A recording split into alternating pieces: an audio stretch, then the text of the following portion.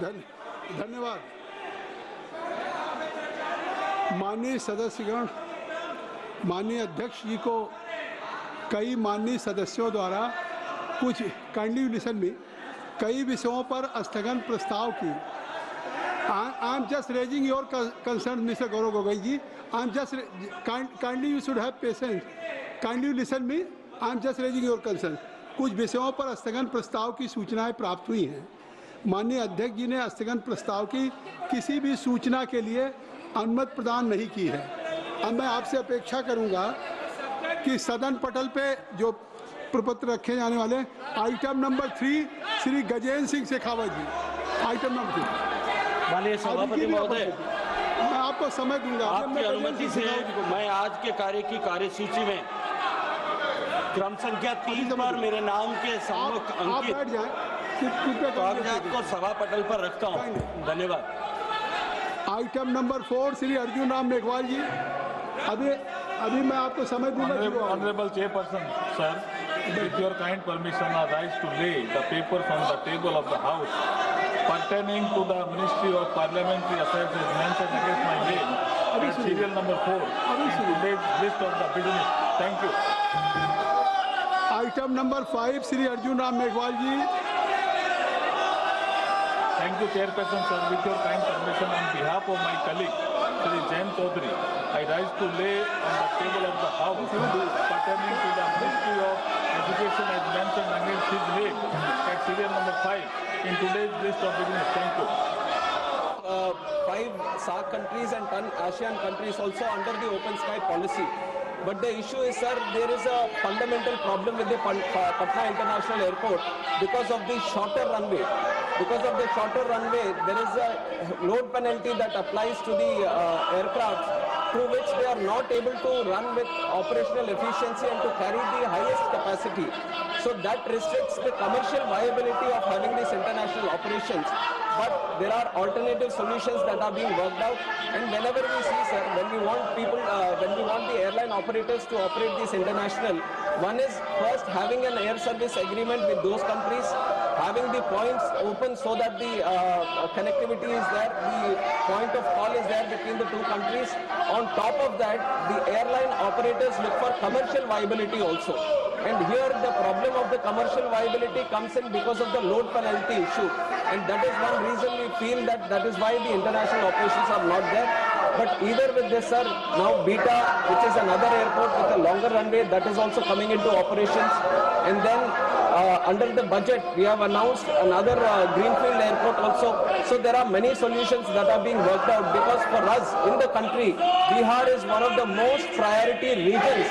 On behalf of the central government also, I can say, sir, as early as possible, we are also working towards a solution so that Patna, not only Patna and other airports from Bihar also, let's say Gaya airport, the international operations increase from these airports. Second supplementary, Dr. Bhim Singh. माननीय मंत्री जी से मैं जानना चाहता हूं कि क्या private कंपनियों से ये वायबिलिटी का अध्ययन कराना चाहेंगे। मंत्री जी ने कहा कि वाणिज्यिक अध्ययन के आधार पर निर्णय लिया जाता है, तो मैं माननीय मंत्री जी से जानना चाहता हूं कि वाणिज्यिक अध्ययन कराना चाहेंगे, और कराना चाहेंगे तो कब तक।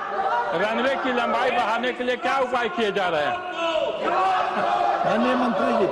Sir, this expansion of runway issue has been going on for a long time, and we have tried every single bit.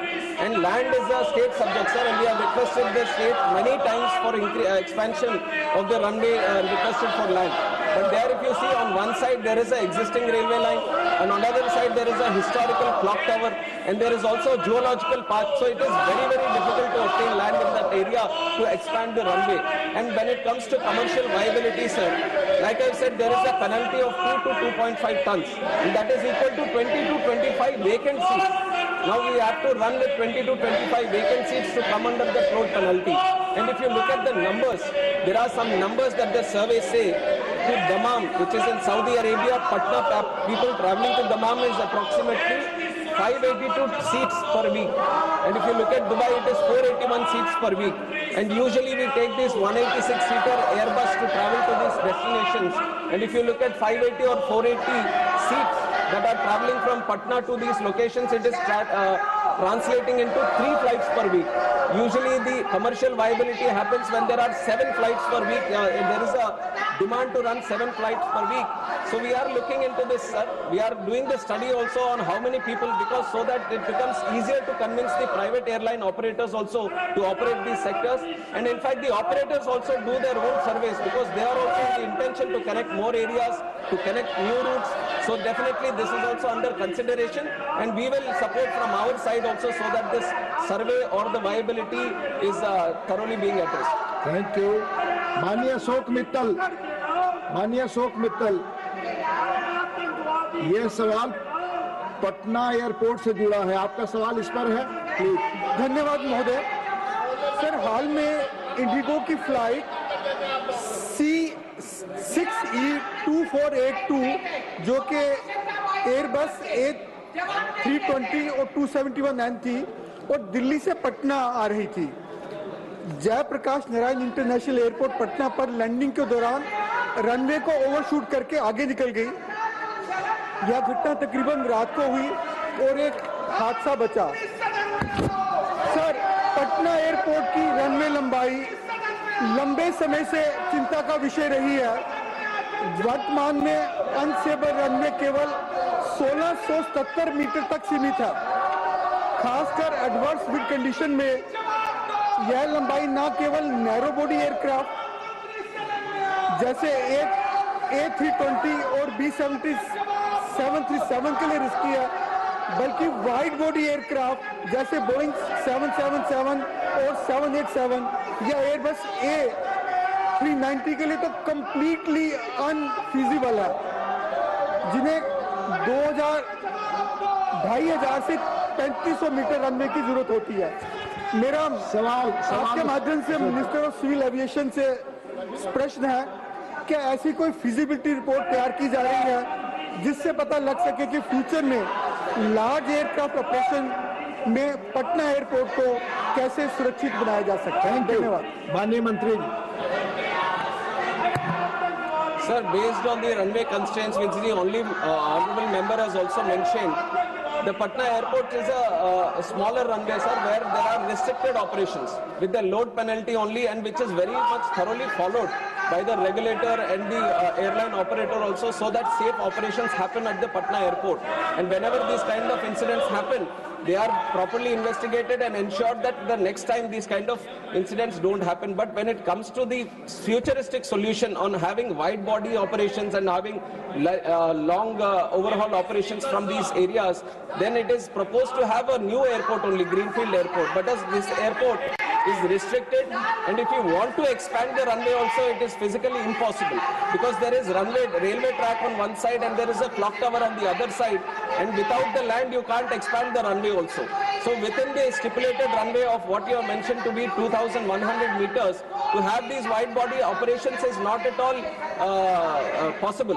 So an alternate runway which can cater for the wide body operations is being considered. In the budget also, a greenfield airport for the city of Patna has been proposed. So we are actively looking into this solution by creating alternative airport. Dr. V. Sivdasan,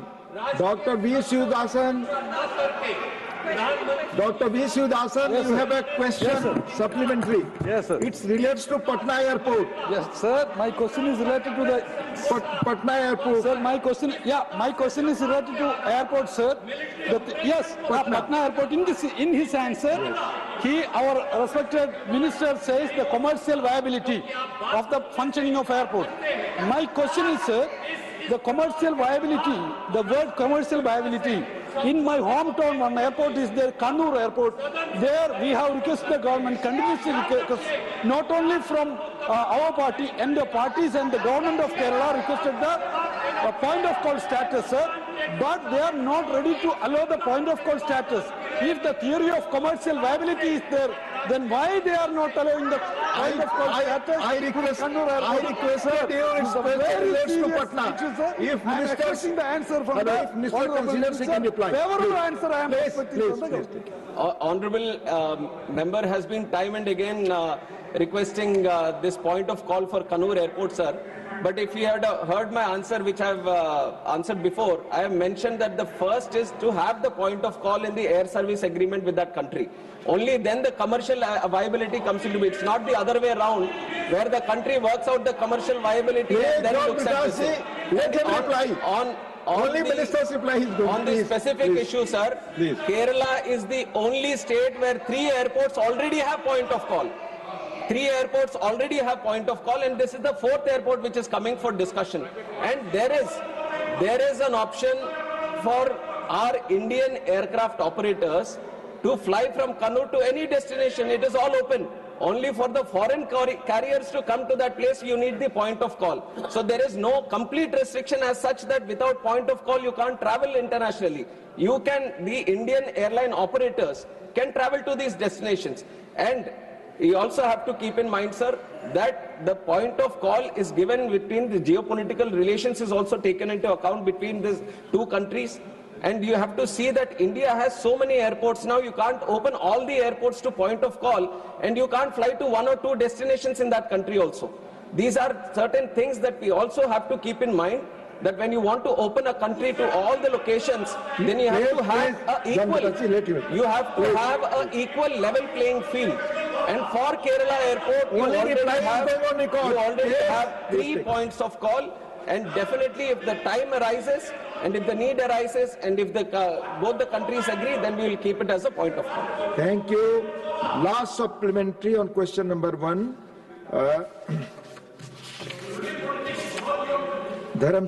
माननीय धर्मशिला गुप्ता जी। आपका आभार आदरणीय उपाध्यक्ष महोदय। गुजरात के सूरत और अहमदाबाद जैसे मुख्य शहरों में हमारे बिहार के लाखों निवासी नौकरी और व्यापार के लिए गुजरात में बसे हुए हैं, जिनमें से अधिकांश का परिवार बिहार में ही रहते हैं। अतः आपके माध्यम से माननीय मंत्री महोदय से निवेदन है कि पटना से सूरत हेतु सीधी हवाई यात्रा की सुविधा अभी कहा है, संसदीय कार्य मंत्री ने कहा है, अभी संसदीय कार्य मंत्री ने कहा, यह सदन नहीं है, यह देश की जनता इस बात को देख रही है। देश की जनता सदन के मानसून सत्र के दिन पहले दिन आपने देखा कि सरकार तैयार है। प्रधानमंत्री जी ने कहा कि ये विजयोत्सव का पर्व है। पूरी दुनिया ने सेना के पराक्रम को देखा है, जिस तरह से लक्षित हमारी तीसरी अर्थव्यवस्था है। तो आखिर ये सदन देश आगे जा रहा है। इस सदन में अगर आप चाहते हैं, हम बिल्कुल समय देंगे। आज आप सब लोग अपनी सीट पे जाएं, अपनी सीट पे जाएं, हम समय देंगे। जब कह रहे हैं माननीय रक्षा, नहीं, ये सदन ऐसे नहीं चलता। हम कोशिश कर रहे हैं, हम सदन चलाना चाहिए। क्यों एडजस्ट करें? हम चाहते हैं कि सदन चले। आपका 0 आवर है, मैं चाहता हूं आपको अवसर दूं। जितने माननीय सदस्य के 0 आवर में आए हैं, मैं उनको सबको अवसर देना चाहता हूं, लेकिन आप सदन नहीं चलने देना चाहते। आप सदन का पहला दिन इतना महत्वपूर्ण दिन है, आप इसको चलने नहीं देना चाहते हैं। इसलिए मैं सभा की कार्रवाई 2 बजे तक के लिए स्थगित करता हूं।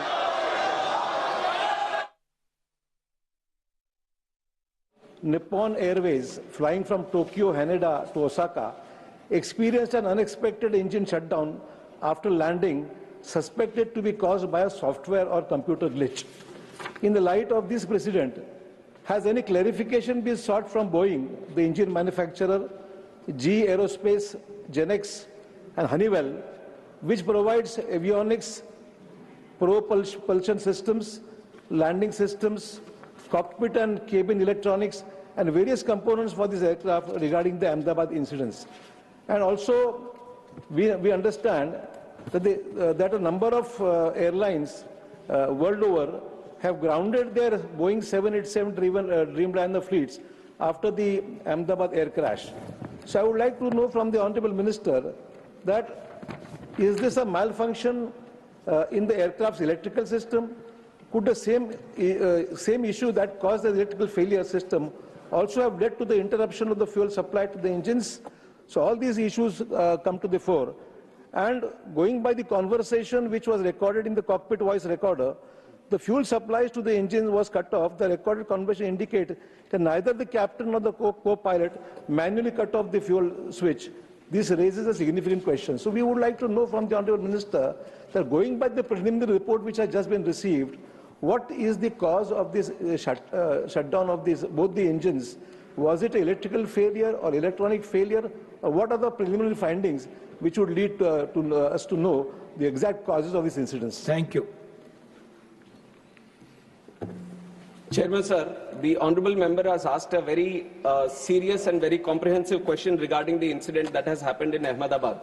Sir, I would like to start by answering that the investigation process, which is according to the international protocol, the norms which were set by International Civil Aviation Organization, where the state of operation should have their investigation body, and we have our own investigation body, which is the Aircraft Accident Investigation Bureau, which got into the investigation process right after the incident with the subject experts into the site, and they have started their process according to the international protocol, and they have involved subject matter experts, all the international necessary people who are supposed to be participating in the investigation, and they have gone through the first set of investigation process, and they have given us the preliminary report. And if you look at the preliminary report, sir, AAIB, as for the first time, so whenever these incidents happen, and if the black box gets damaged, black box is the flight data recorder, which has all the necessary information which gets recorded. And whenever there is a slight damage that happens, it was always, it came to that point, sir, where we were sending the black box outside to the original equipment manufacturer and getting it decoded from that state of manufacture only. And it was for the first time that as a country, India took a stand that the black box which was achieved, even if it was damaged, that the whole decoding process is going to happen in the country, and we have successfully done it in the country also. The AIB has been successful in decoding the entire data which was available, even if the black was from the outer side, if it was looking damaged also. And once the AIB has achieved decoded the data, which was achieved from two different things. One was the flight data recorder, which has the data numbers, and also the cockpit voice recorder, which has the audio, this thing. So all these things, taking out the facts, the investigation processor runs on three principles, which is to find out what happened, how it happened, and why it happened. And preliminary report, it is called the preliminary report because it can't address all the things and all the questions that we have right now. And what we have done, what the AIB has done, in fact, through the preliminary report is to kind of address what happened.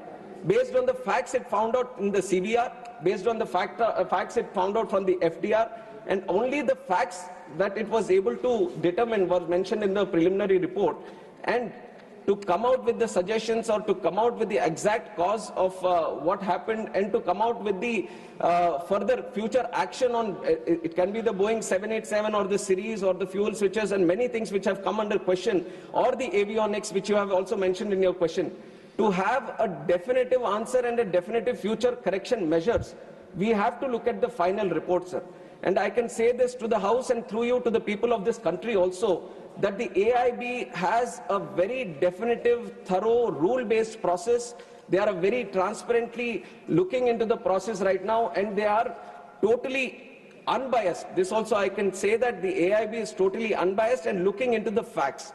Now, there can be many questions also. I have seen multiple articles myself. I have seen multiple articles not only by the Indian media but also the Western media trying to promote their own narrative, their own viewpoint, their own kind of consideration. But I have to tell you that the way we are seeing the investigation is through the facts. We want to stand by the truth, not what is happening with the pilots or not what is happening with the Boeing or not what is happening with the Air India or any other stakeholder which is this. We want to stand by the truth. We want to find out what exactly happened, and that is only going to be coming out once the final report has been placed. So we have to respect the process of investigation, and once that process of investigation has happened, then we can talk about what happened and how it happened, and then the corrective measures. If we talk about the other incidents that would have happened before, let it be the Air Nippon, Japanese Airways, or any other airways for that fact, every time any incident happens in any country, then the same process is followed, where the investigation body gets into the process of investigation. And once the thorough investigation is done and the final report is placed, only then the corrective measures to all these countries and all these airline operators and all the regulators is sent so that the corrective action is being done. And this has happened in the previous incidences also. Wherever there was any incident happened, whenever there was a mandatory suggestive correction measures that were supposed to be done through the international protocol, it is mandatory for every state regulator to follow these and every airline operator to follow these. And we have thoroughly, without any negligence, we have thoroughly followed all the corrective and suggestive measures from the ICAO international protocol. Thank you. Second supplementary. Chairman, sir, as we are all aware that the DGCA is the cornerstone of aviation safety in our country.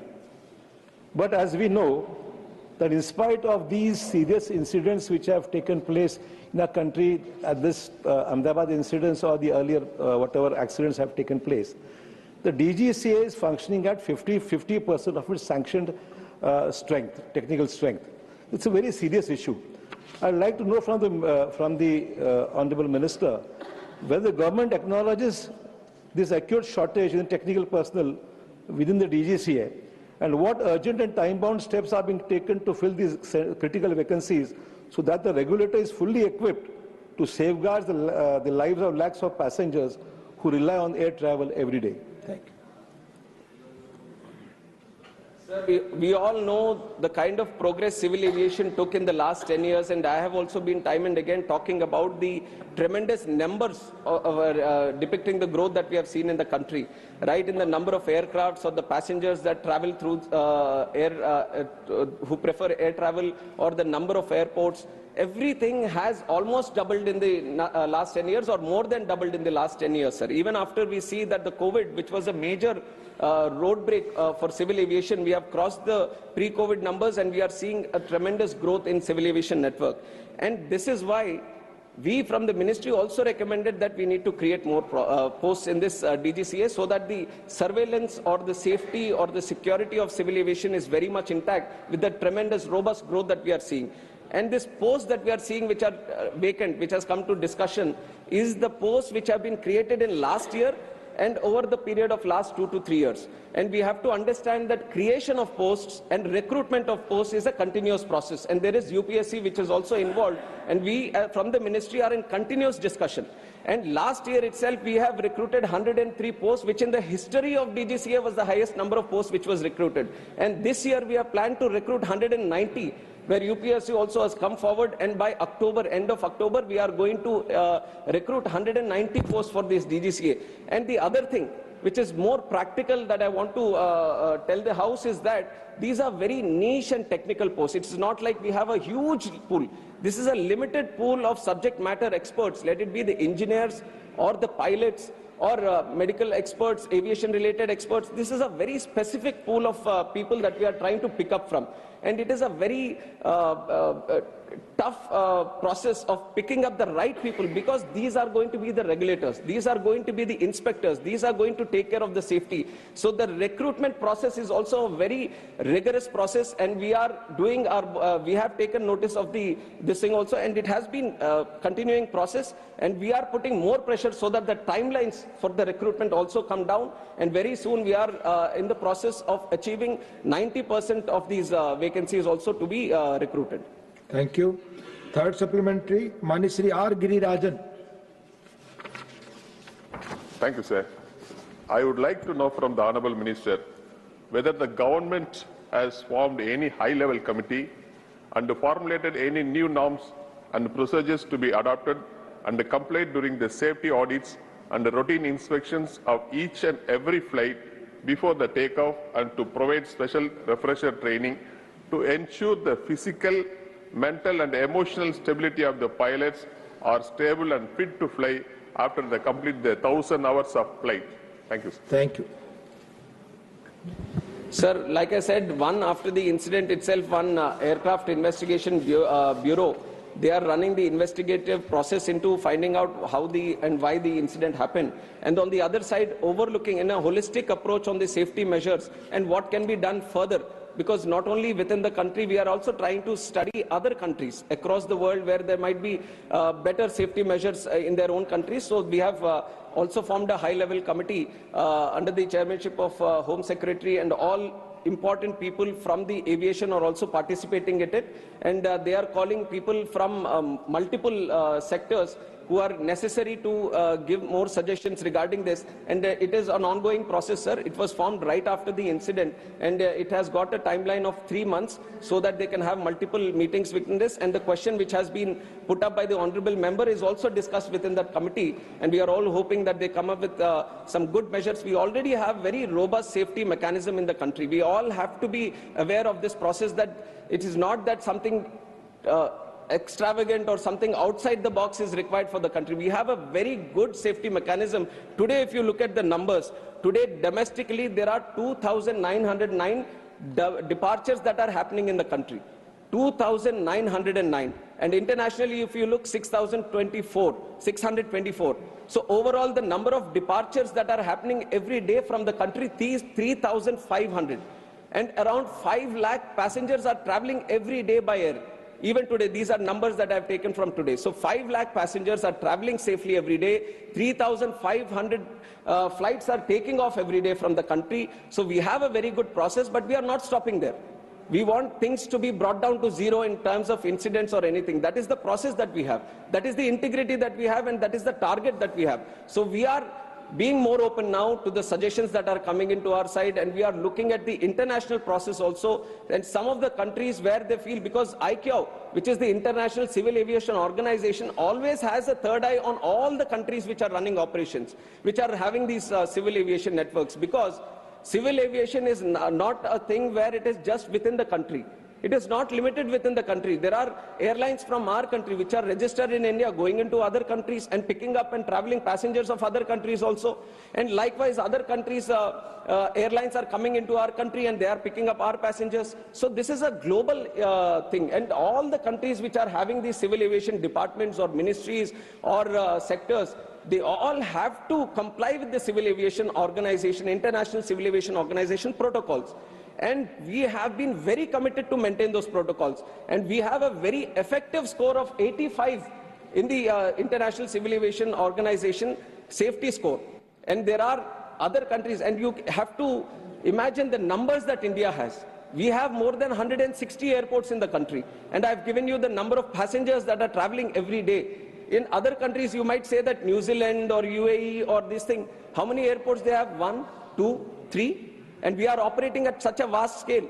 And that is not like an excuse I'm putting, but that is the kind of growth that we have seen in the country, and the kind of growth we are trying to maintain by also having a 100% safe and secure civil aviation network. Dr. Fauzia Khan. Sir, I would like to ask the Honorable Minister that a Boeing B7878 aircraft VT-ANW was involved in an air turnback incident due to in-flight shutdown of engine 1 of flight number AI-131 during climb on the 4th of August 23. Sir, from the Chhatrapati Shivaji Maharaj International Airport, Mumbai to Heathrow on the 4th of August, this flight was leaving. As per the incident report of DGCA, an HPC stage 10 blade went missing due to improper installation of locking lugs. That made dust accumulate in the left-hand engine, leading to the engine's surge and subsequent engine shutdown. Sir, an RTI... Be brief. That's brief only. Sir, an RTI query to the DGCA has revealed that 65 in-flight engine shutdown incidents occurred between 2020 and 2025. So that's quite a large number. In that regard, what specific measures will the government take, as you spoke about such a large number of operations? So, and we have very advanced technology as well. So in order to have a quick before flight inspection of engine and exhaust systems, what measures will the government adopt? Thank you. Sir, in terms of safety, I have to also tell that the DGCA has inspections which are planned surveillance, ramp inspections of both the domestic and the foreign sector. spot checks and night surveillance. And this is done through an annual surveillance and safety plan that the DGCA prepares. And based on the regular checking that happens, they have a overlooking safety audit also that is happening all over the country. And they keep monitoring each and every plane. They keep monitoring each and every airport and all the safety measures that are being listed. And everything is very thoroughly monitored. And whenever these kind of incidents happen, let us say there is an in-flight, some engine malfunction that has happened. And these, you have pointed out to one specific aircraft where there seems to be a one specific issue. But there are multiple kinds of issues that can happen. Some may be due to the weather, or some might be due to bird hits that happen. So there are multiple unpredictable and weather-related issues also that are there. Everything is properly taken into account. But for that, to ensure that the operations are still safe, even if it is mid-flight journey or on the ground, any incident that is happening, there is a thorough protocol. And it is not that we have invented the protocol or we have invented the safety process. There is a process that the original equipment manufacturer, suppose the Boeing is making the plane, Boeing itself has to list out what all safety measures that has to be done.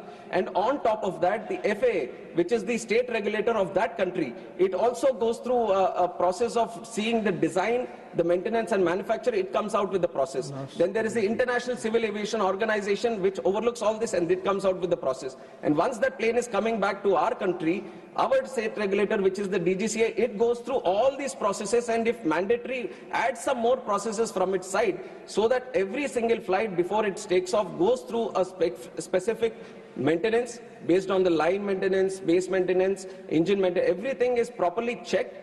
From the pilot also, before taking off, pilot also on ground, he goes around the aircraft and checks all the things. Aircraft maintenance engineer also does another checking. After robust checking and properly dotting down what is happening with the aircraft, only then looking at the rules and procedures, if the aircraft is good for taking off at that time, only then it is supposed to be taken off. So all the processes are thoroughly listed, and we, on behalf of the ministry and from the regulator DGCA, we ensure that there is no negligence and there is no incompetence on any of the processes, and everything is very thoroughly monitored. And if anything occurs also, and if there is anything which occurs due to negligence, then we take serious action on both the operator and any necessary person, and we impose penalties, suspensions. All the process of enforcement is also duly listed. Thank you. Last supplementary on this question, Mani Satnam Singh Sandhu. Sir, मेरा सवाल इस हादसे में मारे गए unlucky लोगों के लिए है। जो लोग इस हादसे में मारे गए हैं उनकी जान की भरपाई तो नहीं हो सकती, लेकिन फिर भी जो बेस्ट पॉसिबल फैमिली के लिए हो सकता है वो होता है। इस हादसे में मारे गए पैसेंजर्स के लिए तो कॉम्पनसेशन अनाउंस की गई है, लेकिन इसमें मेडिकल छात्र भी मारे गए। एक मेडिकल कॉलेज के स्टूडेंट्स जो अपने हॉस्टल में खाना खा रहे थे, मेरा सवाल उनको लेकर है कि उनके लिए कॉम्पनसेशन हुई है, और क्या उनकी फैमिली जो ट्रॉमा में है उनको कोई साइकोलॉजिकल हेल्प देने की कोशिश की गई है? धन्यवाद। Thank you. Sir, first of all, I'd like to, through this house, also offer my condolences to the families of both the passengers of who are traveling in the plane, the crew and the passengers, and also the students, the families of both the students also. And this has been our idea right from the time the incident took place, that we are not going to differentiate between the victims, saying that Acha, these are the people who have traveled in the plane and these are the other ones who have got affected or succumbed to outside injuries outside the plane. And all the support that is being extended to the victims of the families inside the plane, the same assistance is being extended to all the families of the people, students who have died outside also, sir. And the compensation also equally, they have also been taken into account, and they are being provided the compensation and the necessary support for the future also. Much of this, the responsibility has been taken by Air India, and combinedly, all the people, both in flight and off, everyone is being taken care of, both from the family side, and all the compensation is being equal. And this, not only in terms of compensation definitely equal, but in terms of assistance also that we are trying to provide from the government side, there is no difference. We are keeping, both are being taken into account in the same process. Question number 3, Srimati Rekha Sharma ji. माननीय मंत्री जी, पहला supplementary. Sir, through you, I would like to ask Honorable Minister, sir.